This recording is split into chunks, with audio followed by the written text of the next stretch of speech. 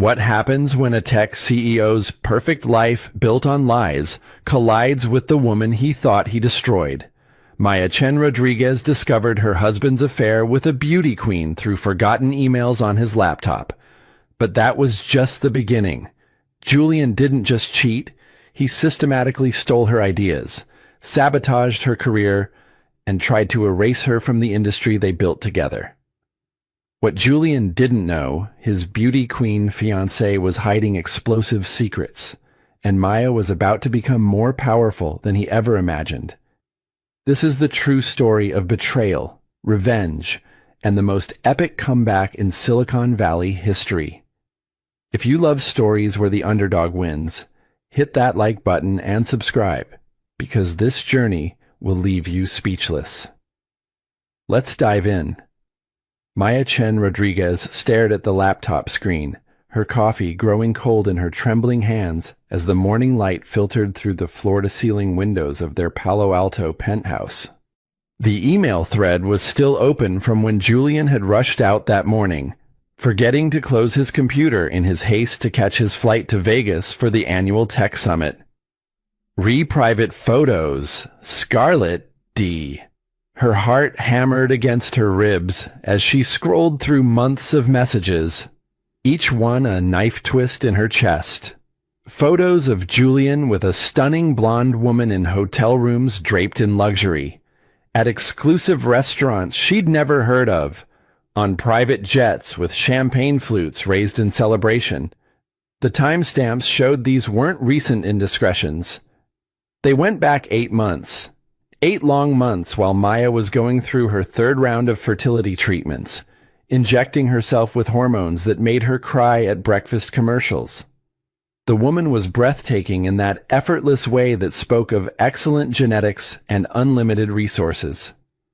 24 years old, according to her Miss Universe bio that Julian had bookmarked like some lovesick teenager. Scarlett Divine, from Texas.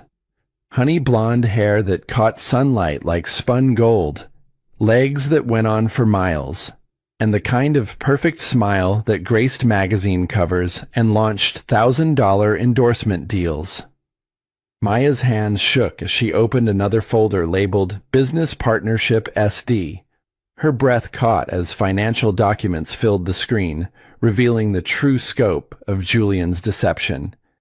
He had been funding Scarlett's pageant career to the tune of hundreds of thousands of dollars. Her Beverly Hills apartment, her personal trainer, her nutritionist, her stylist, all paid for by Julian. The amounts were staggering. Money that came from their joint accounts. Money from Black Tech Solutions. The company they'd built together from nothing. The sound of the front door opening made Maya's blood freeze. Julian's voice echoed through their pristine home, bouncing off the designer furniture and custom artwork they'd selected together during happier times. Maya, I forgot my charger. She slammed the laptop shut with such force that her coffee mug rattled, her mind racing through the implications of what she discovered. 3 years of marriage.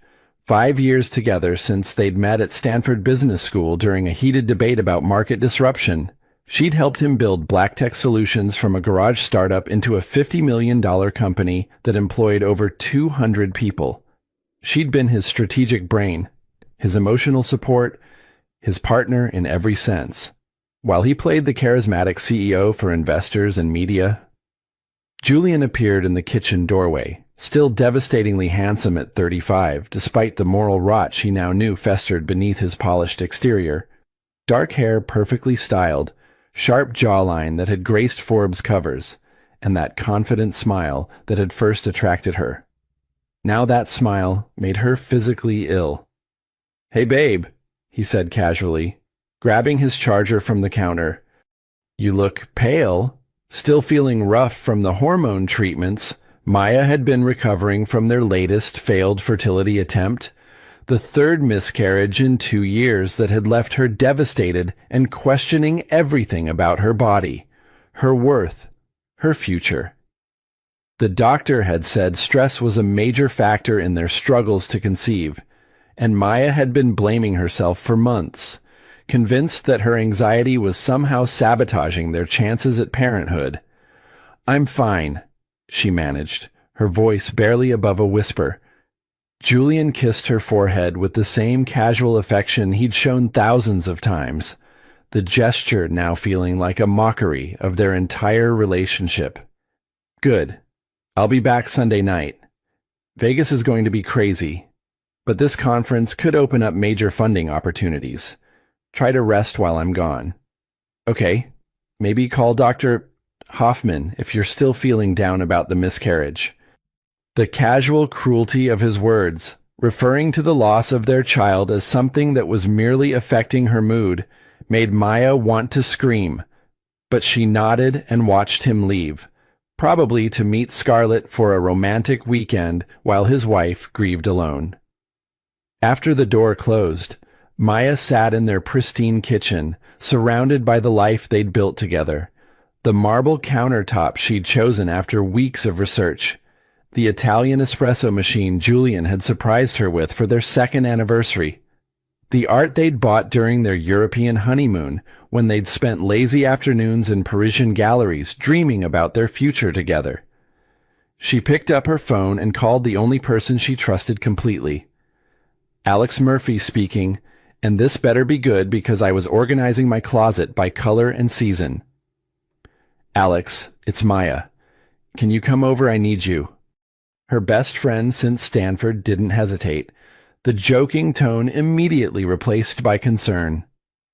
"I'm already in my car. What happened? You sound like you've seen a ghost."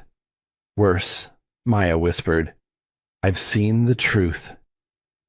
20 minutes later, Alex burst through the front door like a hurricane in designer sneakers, his perfectly styled hair slightly mussed from his frantic drive.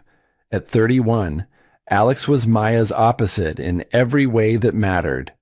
Where she was quiet and analytical, Alex was loud and emotional, wearing his heart on his sleeve and never meeting a feeling he couldn't express in vivid detail.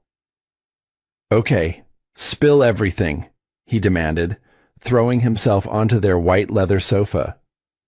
"You sounded like someone had died." Maya showed him the laptop, opening Julian's email threads and watching her best friend's face cycle through shock, horror, and finally, murderous rage as he scrolled through months of evidence. "That absolute piece of human garbage," Alex muttered, his voice getting louder until he was practically shouting. "Maya, honey, this isn't just a casual fling. This is a full-blown relationship with financial components that border on sugar daddy territory." 8 months that I can prove from the emails," Maya said, her voice eerily calm. "Maybe longer. He's been gaslighting me this entire time, making me think our marriage problems were my fault." Alex pulled her into a fierce hug that smelled like expensive cologne and righteous indignation.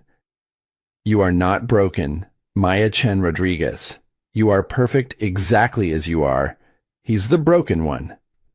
That night, Maya lay awake in their king-sized bed, staring at the ceiling and processing the complete destruction of everything she'd believed about her life. Julian was probably with Scarlett in some Vegas penthouse, probably laughing about how clueless his wife was. Maya had given up her own career ambitions to support Julian's rise, taken his name, managed his schedule, ghostwritten his speeches. She'd made herself smaller so Julian could shine brighter. No more. The divorce papers arrived on a Tuesday morning that started like any other, delivered by a courier while Maya was still in her silk pajamas, nursing her first cup of coffee and trying to pretend her world hadn't completely imploded.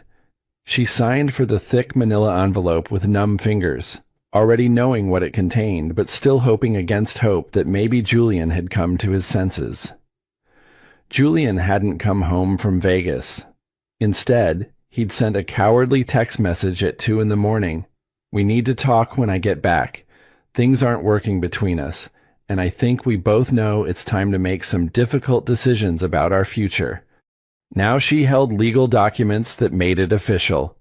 black ink on white paper spelling out the end of everything she'd built her adult life around.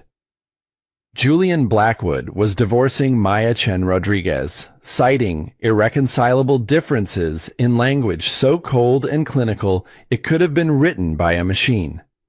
The financial settlement was brutal in its one-sidedness. Despite having built BlackTech's strategic framework and operational systems from the ground up, despite working 18-hour days during the early years when they couldn't afford employees, Maya had never been made an official co-founder. She'd been an employee, nothing more. Her contributions documented only in internal emails that Julian's lawyers had probably already destroyed. The settlement offered her a small severance package, less than what they spent on wine in a typical month, and 30 days to vacate all shared assets. The penthouse, the cars, the vacation home in Napa, even the furniture she'd carefully selected, it all belonged to Julian.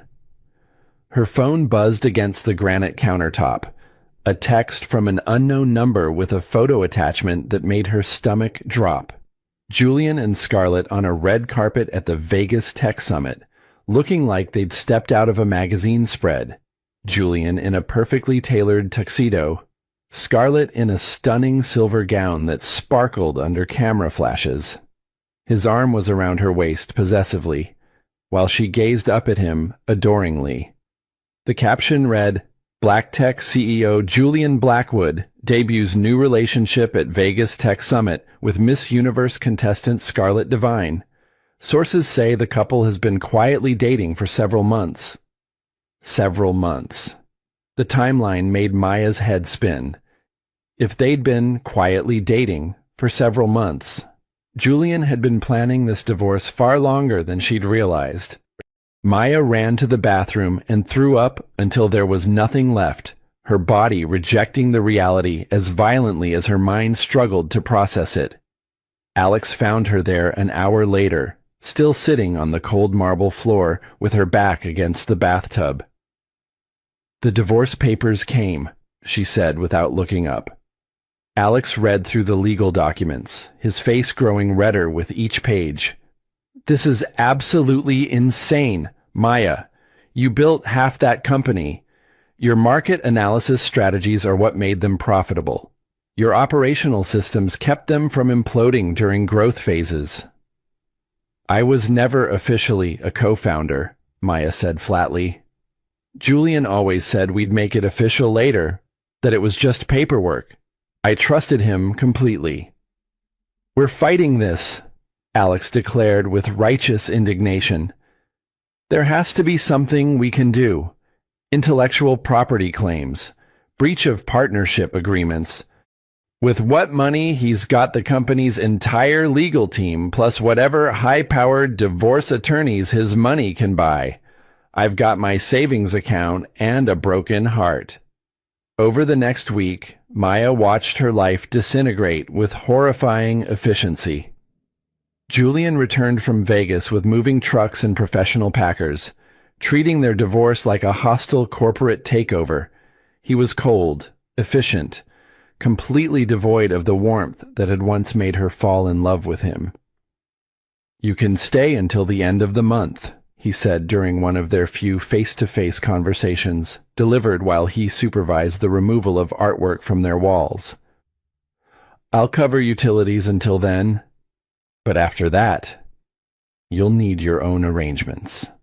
Maya watched movers carry away the life they'd built together, furniture they'd chosen during weekend design trips, art they'd collected during romantic European getaways, even the ridiculously expensive coffee machine that had been her birthday gift. Each disappearing item felt like another piece of her identity being erased. "Julian," she said as he prepared to leave for another rendezvous with Scarlett. "We were together for 5 years, married for 3. Don't I deserve some kind of explanation?" He paused with his hand on their front door, and for a brief moment, Maya thought she saw a flicker of the man she'd fallen in love with, but the moment passed so quickly she might have imagined it. "We grew apart, Maya," he said with a casual shrug that felt like a slap. You became someone I didn't recognize anymore. Always crying, always stressed about getting pregnant, always making everything about your problems instead of focusing on what we were building together. I need a partner who can handle the pressure of success. The words hit her like physical blows, each one carefully chosen to maximize damage. I was stressed because you were cheating on me. I was crying because you made me feel worthless while you built a secret life with another woman. Julian's expression didn't change, remaining as neutral as if they were discussing the weather. I never cheated during our marriage, he said with smooth confidence. Scarlett and I didn't begin our relationship until after I'd already decided to file for divorce. It was such an obvious lie that Maya almost laughed, except nothing about this situation was remotely funny. But Julian had always been gifted at rewriting history to suit his narrative. After he left, Maya sat alone in their increasingly empty living room and cried until she had no tears left. When the tears finally stopped, she did something she hadn't done in years. She opened her laptop and navigated to LinkedIn, staring at her profile that still listed her as Strategic Operations Manager at Black Tech Solutions. With shaking fingers, she began typing, Maya Chen Rodriguez, Independent Strategic Consultant, available for immediate consultation and project-based engagements. She was starting over with nothing but her intelligence, her work ethic, and a burning desire to prove that Julian Blackwood had made the biggest mistake of his life when he decided she was disposable. 6 months after Julian had walked out of their marriage with casual indifference, Maya had managed to build something resembling a life from the rubble of her former existence. Her new one-bedroom apartment in Mountain View was a far cry from their Palo Alto penthouse, with thin walls and a kitchen so small she could barely fit a dining table, but it was hers, paid for with money she'd earned through her own strategic consulting practice. The consulting work had started slowly, almost by accident. Maya had been networking desperately at industry events, trying to rebuild her professional reputation while fighting off waves of panic every time someone asked about her marriage or departure from Black Tech. Most conversations ended awkwardly when people realized she was Julian's ex-wife, their expressions shifting from professional interest to uncomfortable pity. Her first real break came through David Kim, founder of a struggling food delivery app called Quick Bite that was hemorrhaging money and on the verge of bankruptcy. David had known Maya peripherally from the tech scene and was desperate enough to take a chance on a consultant with a complicated history and reasonable rates. Quick Bite was a mess when Maya first walked into their cramped offices in a converted San Jose warehouse. 23 employees working on 7 different versions of their app, no clear business model, vendor relationships bleeding money, and a marketing strategy that consisted entirely of hoping their product would somehow go viral. Maya spent her first week simply observing, sitting in meetings and quietly taking notes while the team argued in circles about features without addressing fundamental structural problems killing their business. She watched David try to manage programmers who ignored his directions, marketing specialists who spent budgets on ineffective campaigns, and operations managers who couldn't explain why delivery times were twice as long as competitors. The breakthrough came during a heated meeting about user interface when Maya finally spoke up, "What problem are we actually solving for our customers?" The room went silent as 23 people realized they couldn't answer her question. Maya spent the next 6 hours walking them through strategic analysis that identified their real competitive advantages and a restructuring plan that would transform QuickBite from a generic delivery service into a premium platform specializing in local family-owned restaurants. The restructuring was brutal, but necessary. Maya recommended firing half the development team, consolidating 7 app versions into one streamlined platform, negotiating new vendor contracts that reduced operational costs by 30%, and implementing systems that turned longer delivery times into selling points rather than liabilities.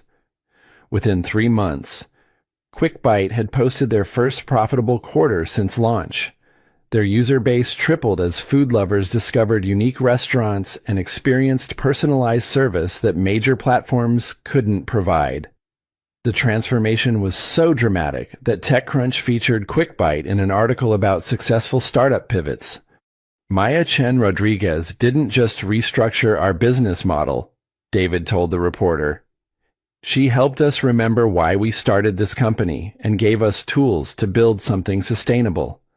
For the first time since her divorce, Maya felt professionally validated in a way that had nothing to do with Julian or Black Tech.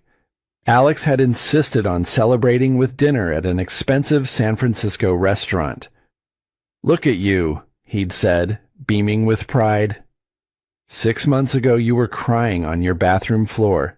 Now you're saving companies and taking names like some kind of business superhero." "I'm barely breaking even financially," Maya had protested. "David paid me partly in equity. Financially, maybe you're just getting started." Alex had replied, "But emotionally and professionally, you're richer than you've ever been." That confidence lasted exactly 2 weeks. Maya was preparing a presentation for a potential new client when her phone rang with a call that would shatter her fragile sense of security. Maya Chen Rodriguez. "Yes, this is Maya. This is Jennifer Walsh from TechCrunch. I'm working on an investigative story about Black Tech solutions and some concerning allegations. I was hoping to get your comment." Maya's stomach dropped. "What kind of allegations?" "We've received information suggesting that several of Black Tech's most successful proprietary strategies were actually developed during your marriage to Julian Blackwood, but you've received no compensation or official credit. There are also allegations that Mr. Blackwood has been using your former client list to interfere with your consulting practice." Maya felt familiar panic rising. "I can't comment on any of that. We also have sources indicating that QuickBite was approached by Black Tech representatives just days after your successful restructuring became public.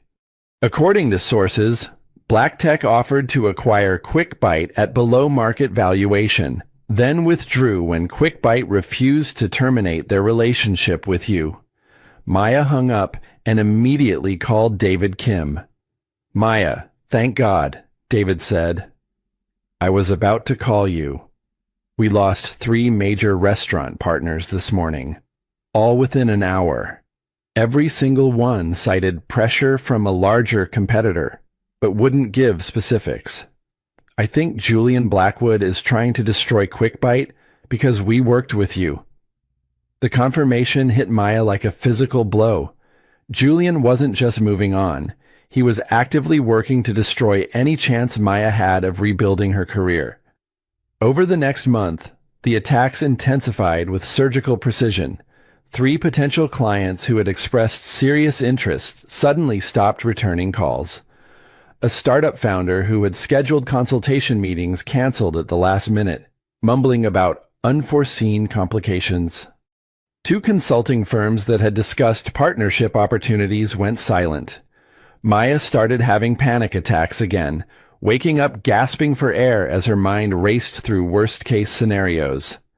Dr. Hoffman had to increase their sessions back to twice weekly, prescribing anti-anxiety medication that helped with physical symptoms but couldn't touch the psychological damage.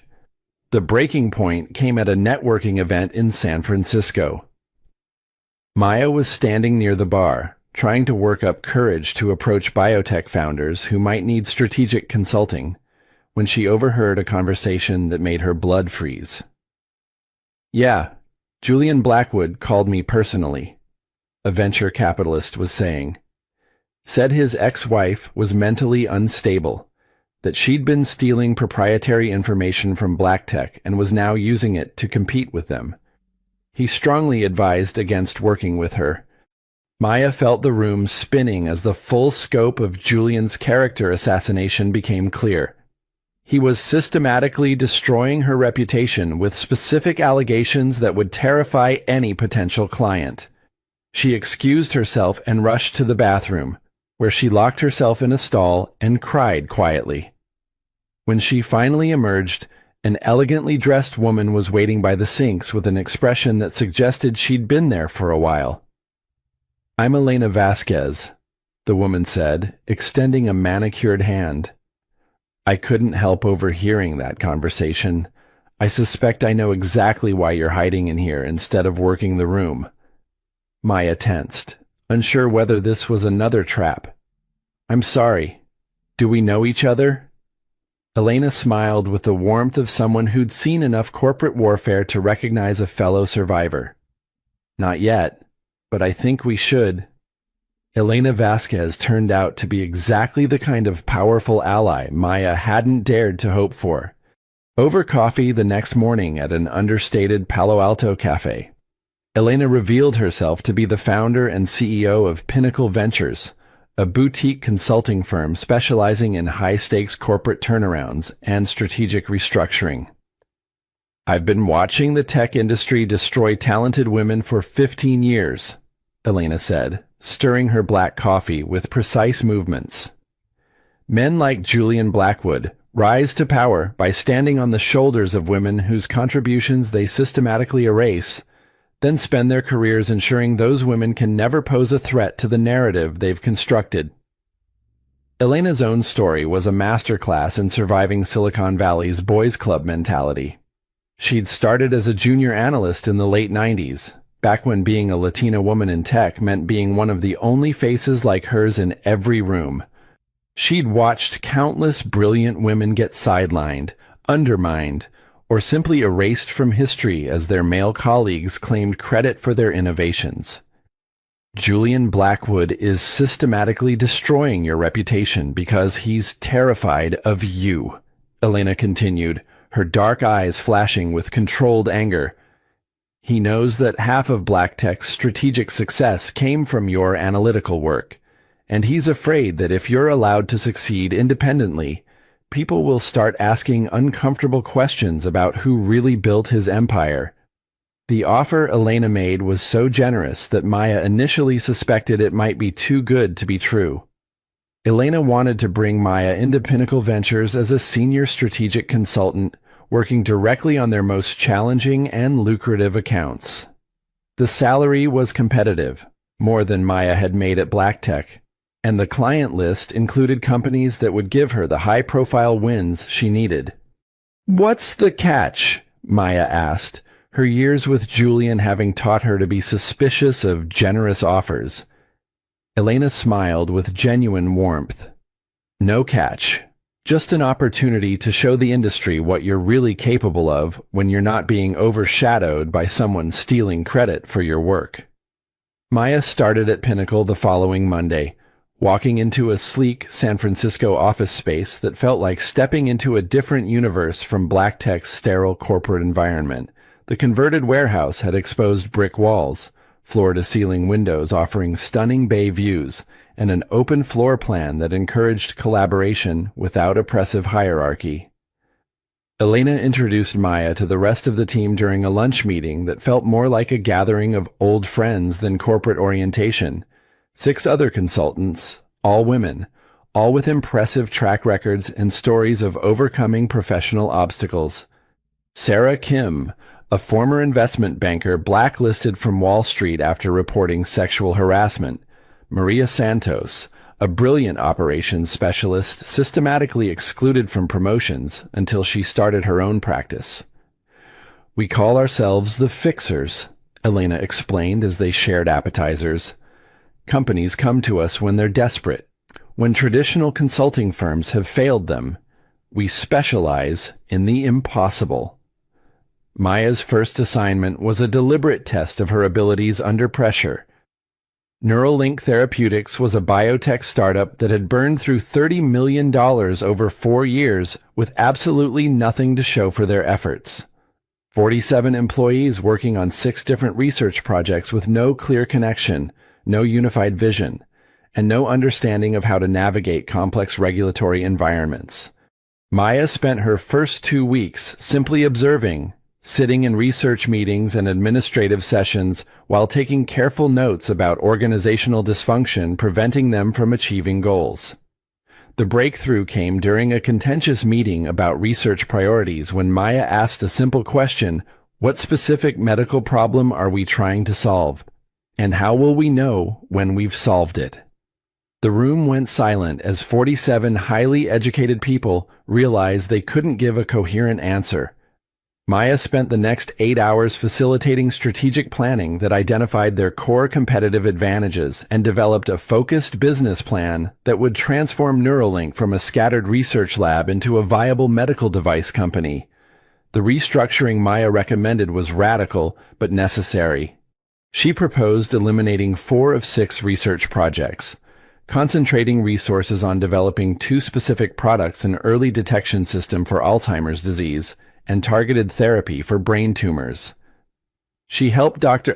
Chen reorganize research teams around commercial objectives, hire regulatory consultants, and develop partnerships with major medical centers.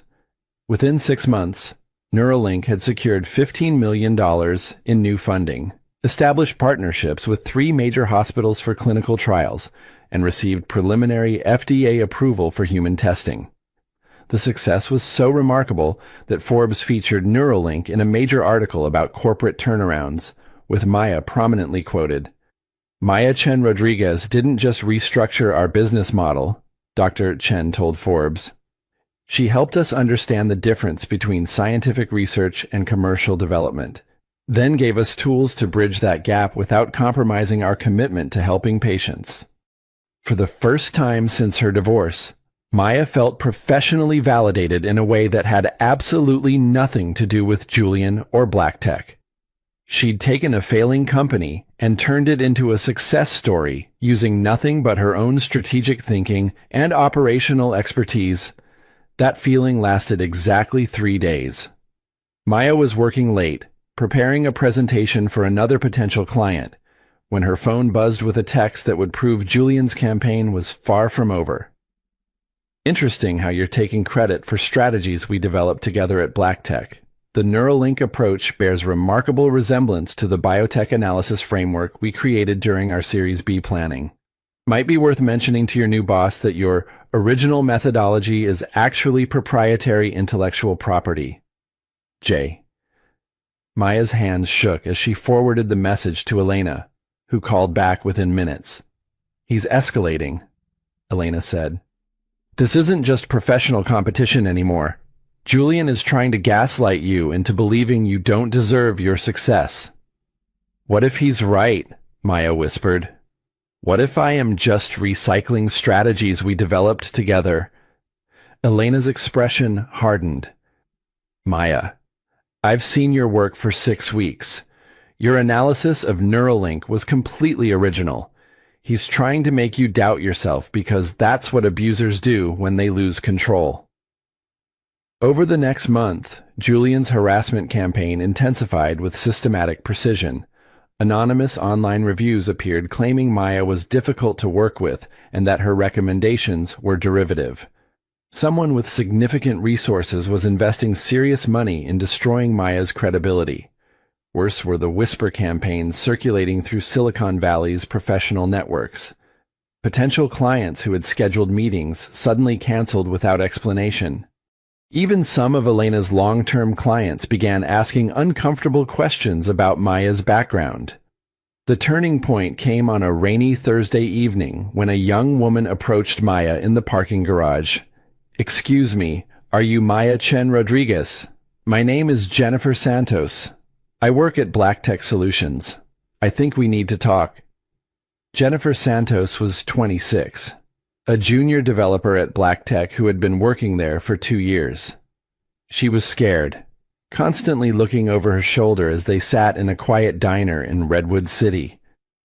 "I could lose my job for this," Jennifer said, her hands shaking as she sipped coffee. "But I can't watch Julian destroy you when I know the truth."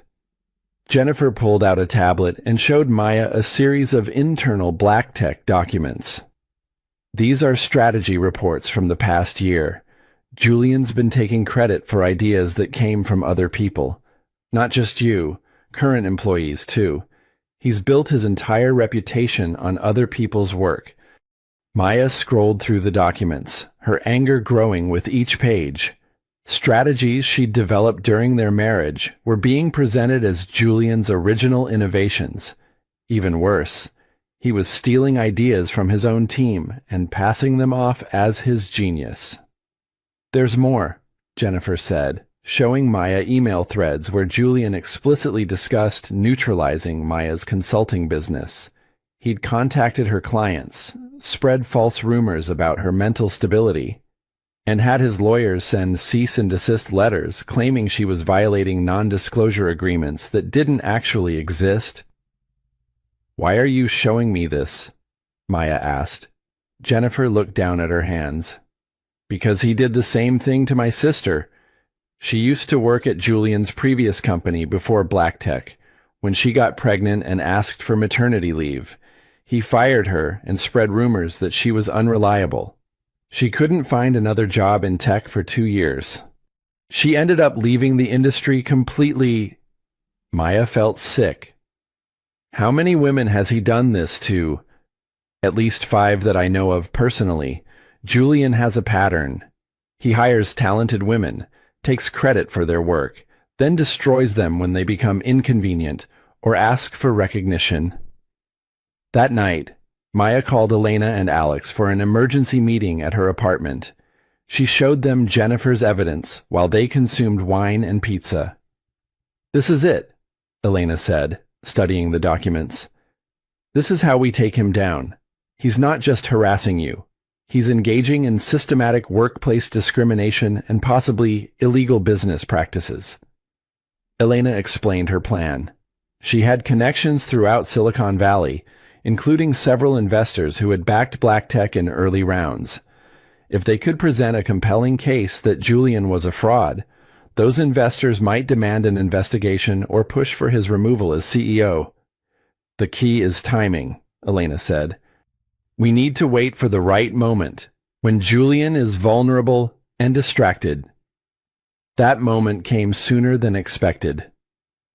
3 days later, Maya was scrolling through tech news when she saw the announcement Julian Blackwood and Scarlett Devine were engaged. The proposal had happened at the Miss Universe pageant finale in Miami, broadcast live to millions of viewers worldwide. Maya stared at the photos of Julian on one knee, Scarlett crying with joy, the enormous diamond ring sparkling under stage lights. Her first instinct was heartbreak. This was the grand romantic gesture he'd never given her. But as she looked longer, she felt something else: opportunity.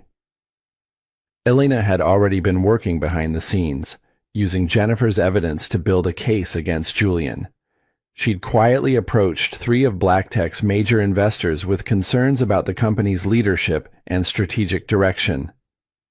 "I have a meeting set up for next week with Marcus Webb from Titan Ventures," Elena told Maya.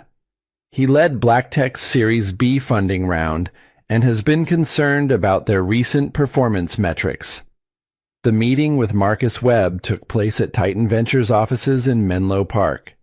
Maya had prepared extensively, organizing Jennifer's evidence into a compelling presentation that showed clear patterns of intellectual property theft and workplace discrimination.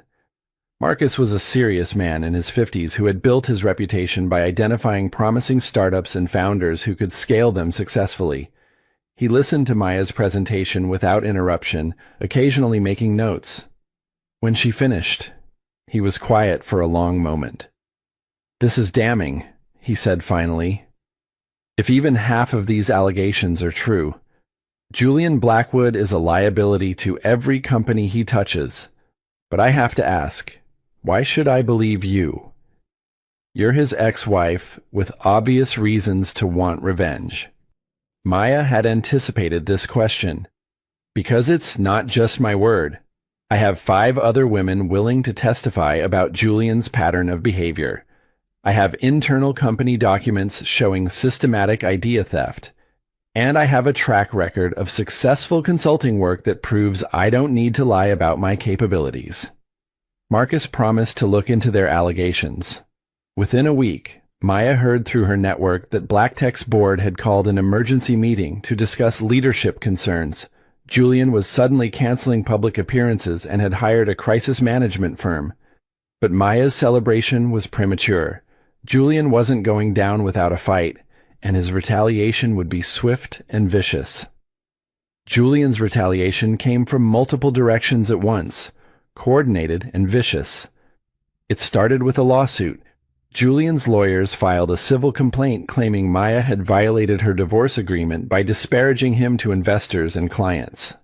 They alleged she had stolen proprietary information from BlackTech and was using it to damage the company's reputation. Maya received the legal papers on a Friday evening while working late at Pinnacle. The lawsuit demanded $2 million in damages and a restraining order preventing her from contacting anyone in Julian's professional network. But the lawsuit was just the beginning. Over the weekend, Maya's consulting business was hit with a coordinated online attack. Fake negative reviews appeared on every platform where Pinnacle had a presence. Anonymous social media accounts spread rumors about Maya's mental health and professional competence. The worst part was that some attacks contained information only Julian could have known. Details about her therapy sessions, her fertility struggles, private moments from their marriage that he was now weaponizing against her. Elena immediately hired lawyers specializing in anti-SLAPP litigation. Marcus Webb provided an affidavit supporting Maya's credibility. Even Jennifer Santos, despite risking her job, agreed to testify about Julian's pattern of stealing credit from employees. The turning point came at a tech industry conference in San Jose. Maya almost didn't attend, afraid of confronting Julian publicly. But Elena convinced her to go. Maya was delivering a presentation about strategic consulting when she noticed Julian enter the back of the room with Scarlett, who looked stunning in a red dress that probably cost more than Maya's monthly rent. Julian's presence was clearly intended to intimidate her. During the Q&A, Julian raised his hand. "Maya, interesting presentation," he said, his voice carrying clearly. "I'm curious about your thoughts on intellectual property protection in consulting relationships. How do you ensure clients that their confidential strategies won't be repurposed for other engagements?" The room went silent. Everyone knew who Julian was, and many had heard rumors about their legal battle. This was a public challenge designed to humiliate Maya. Maya took a deep breath, remembering Elena's coaching. "That's an excellent question, Julian," she said calmly. "Intellectual property protection is crucial in consulting. That's why ethical consultants always ensure their work is original and properly attributed. We don't, for example, take credit for strategies developed by colleagues, employees, or former spouses." A murmur went through the audience. Maya had just publicly suggested that Julian had stolen her work. Before Julian could respond, Maya continued, "In fact, I believe transparency is so important that all my consulting work includes detailed documentation of methodology and source attribution. Clients can always verify that they're getting original strategic thinking, not recycled ideas from previous engagements." The audience was riveted. Julian tried to recover. Of course, sometimes former employees or partners may misremember their contributions to collaborative projects. "Absolutely," Maya agreed. "Memory can be unreliable. That's why documentation is so important. Written records, email threads, version control on shared documents. The digital trail doesn't lie." By now, people were filming with their phones. Julian seemed to realize he was losing the exchange. "Well, I'm sure your new clients appreciate your attention to detail." "They do," Maya said. "Just last week, Marcus Webb from Titan Ventures told me that thorough documentation was one of the things he valued most about working with ethical consultants. Apparently, he's had some bad experiences with founders who couldn't support their claims about strategic innovation." Julian went pale. Maya had just revealed that Marcus Webb was working with her and implicitly questioning Julian's credibility. After the panel, Maya was surrounded by attendees wanting to talk. Several potential clients introduced themselves. 3 journalists asked for interviews. Maya felt energized for the first time in months. But as she was leaving the conference, Scarlett Devine approached her in the parking garage. "Maya, can we talk privately?" Scarlett looked nervous, almost scared. "I know you probably hate me, but I need you to know something. Julian isn't who you think he is, and neither am I." They met the next morning at a quiet coffee shop where Scarlett revealed the shocking truth: her engagement to Julian was completely fake. She showed Maya a photo of herself with a dark-haired woman. "This is my girlfriend, Andrea. We've been together for 3 years.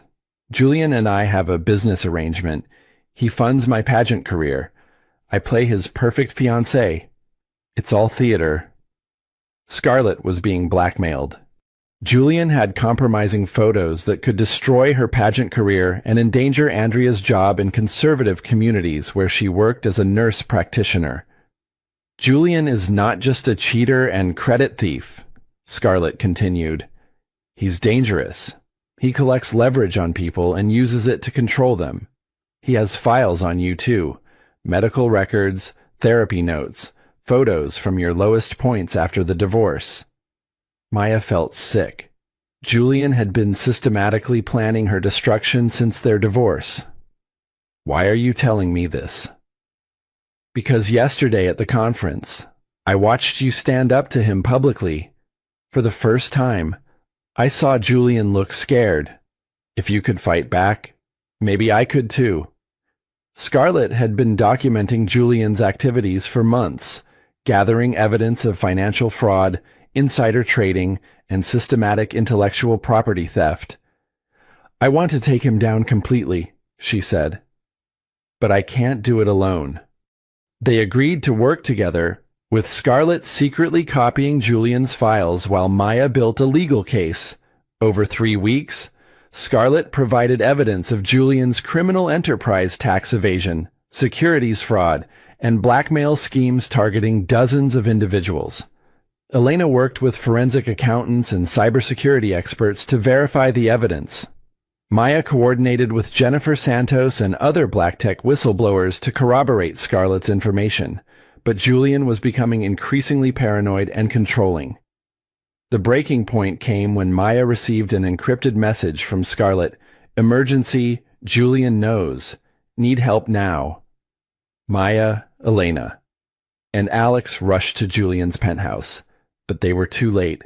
Scarlett was gone, and Julian was ready for them. Maya, Elena, and Alex sat in Julian's living room, the same penthouse Maya had once called home. Julian paced behind his leather sofa like a predator circling prey, while 2 men in expensive suits flanked the doorway. Maya realized these weren't just security. They had the bearing of federal agents. "I have to admit, Maya, I seriously underestimated you," Julian said, his voice eerily calm. "When I filed for divorce, I thought you'd have a brief breakdown, maybe write some bitter blog posts, then fade into suburban obscurity. I never imagined you'd be smart enough or stubborn enough to actually fight back." "Where's Scarlett?" Maya demanded. Julian smiled coldly. "Scarlett is fine. She's probably halfway to Austin by now, reunited with her girlfriend. I decided our business arrangement had run its course." Elena leaned forward. "Julian, we have evidence of everything: the fraud, the blackmail, the stolen intellectual property. It's over." "Is it?" Julian pulled out his phone, showing them surveillance footage of Maya's meetings with Marcus Webb. "I've been monitoring all of you for weeks. I know about your little investigation. I know about the evidence you think you've gathered." He swiped to another screen. "I also know that Maya has been struggling with severe depression and anxiety since our divorce, that she's been taking medication for panic attacks, that her therapist has documented concerns about her psychological stability." Maya's stomach dropped. You can't use my medical information against me. Can I, Maya? You've spent months building a conspiracy theory about me based on falsified documents provided by a mentally unstable beauty queen. When this goes to court, who do you think the jury will believe, a successful CEO with a spotless reputation or a bitter ex-wife having a psychological breakdown? Alex started to stand, but one of Julian's men moved closer. The threat was clear. Here's what's going to happen. Julian continued. Elena, you're going to destroy any evidence you've collected and cease all contact with my clients and investors. Maya, you're going to sign a comprehensive non-disclosure agreement and close your consulting business. And if we refuse, Elena asked. Julian's smile widened. Then Maya's complete medical and psychological history becomes public. I also have evidence that Maya has been stalking me and Scarlett, violating restraining orders from our divorce settlement. Maya felt the room spinning. I never stalked you. There are no restraining orders. There will be by tomorrow morning. I have witnesses who will testify that you've been harassing us for months. The evidence is quite compelling, especially when combined with your documented mental health issues. For a moment, Maya felt the same helpless despair from their marriage. But something had changed in her over the past year.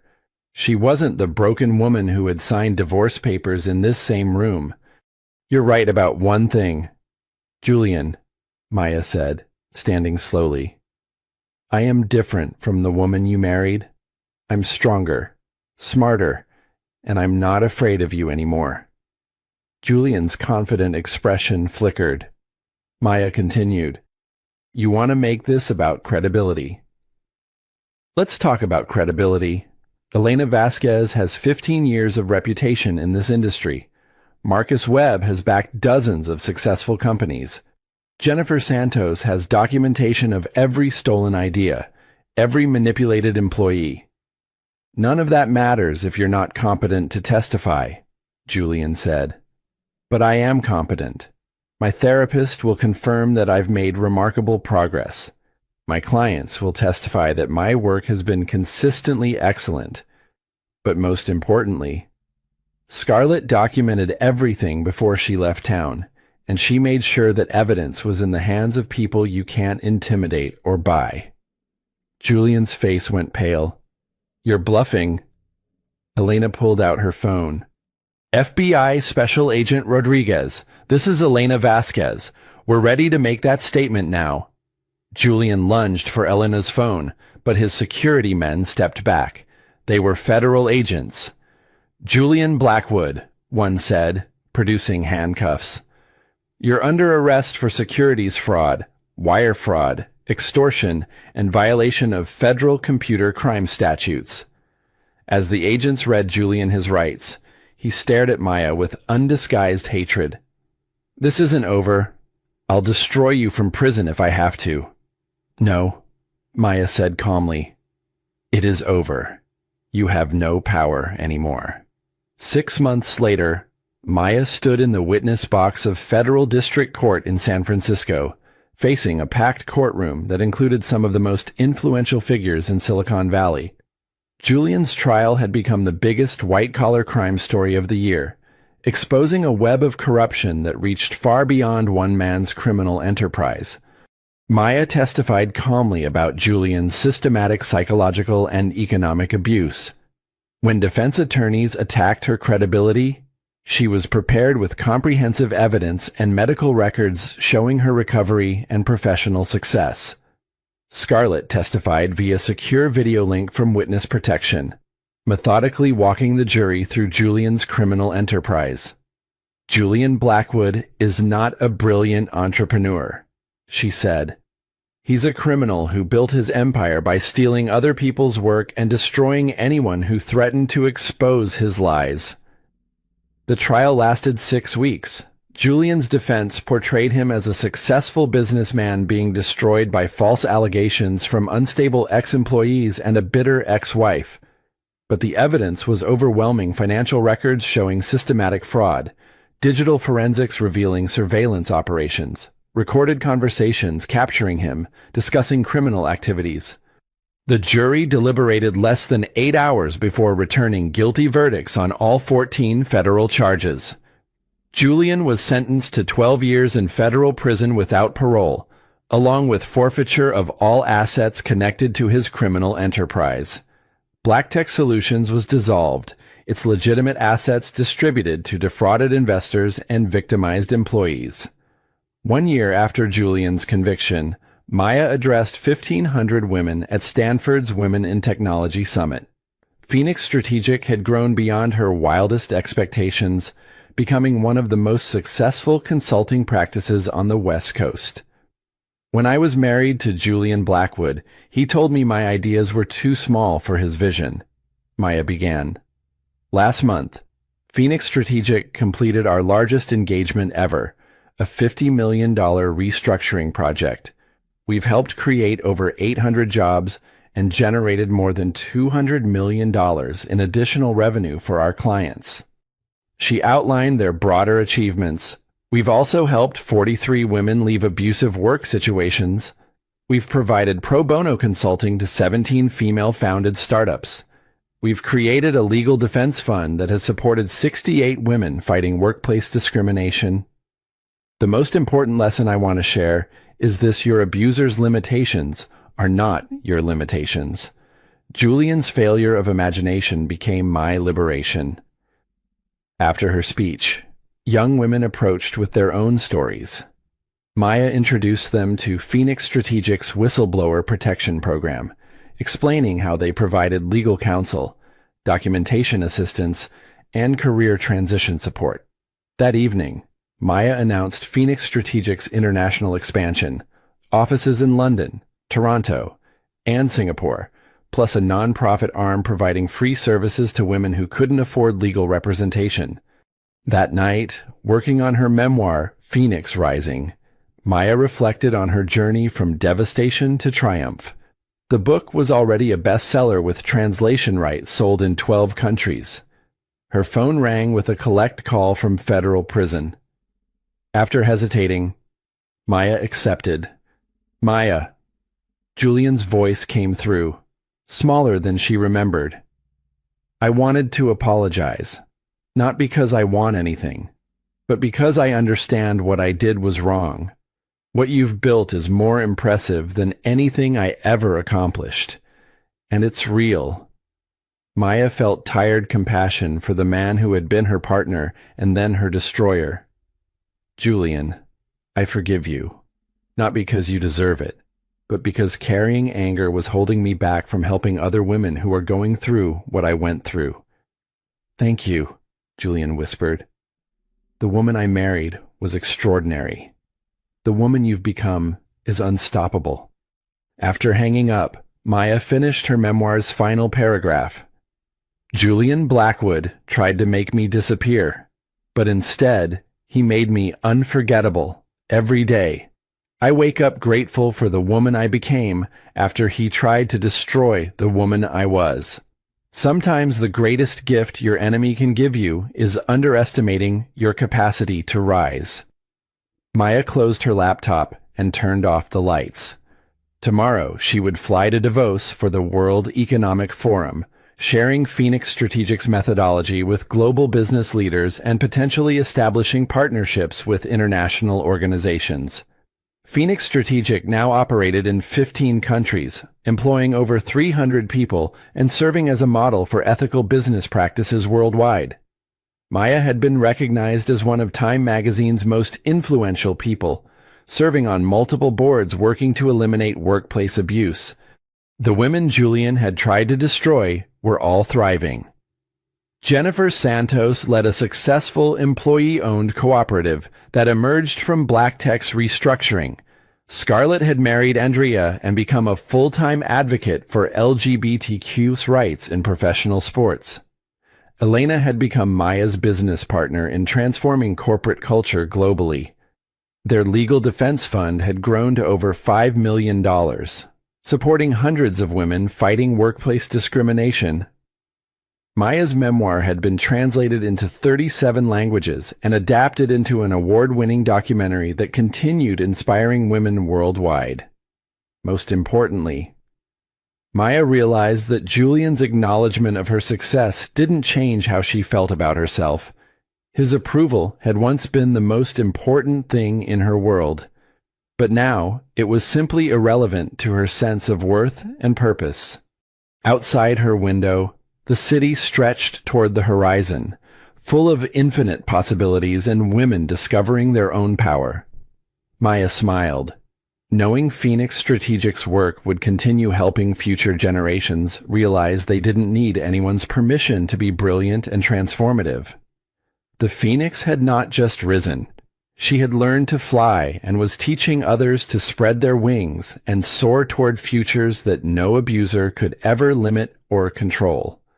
Maya's story was complete, but it was also just the beginning of a larger movement ensuring that Julian's legacy would not be the empire he built through exploitation, but the unstoppable force for good that emerged from his attempts to destroy the woman who ultimately proved stronger than his worst intentions. Maya Chen Rodriguez had not just survived Julian Blackwood's attempts to destroy her, she had transformed that destruction into creation, that pain into purpose, and that betrayal into a beacon of hope for women everywhere who refused to accept that someone else's limitations could define their potential,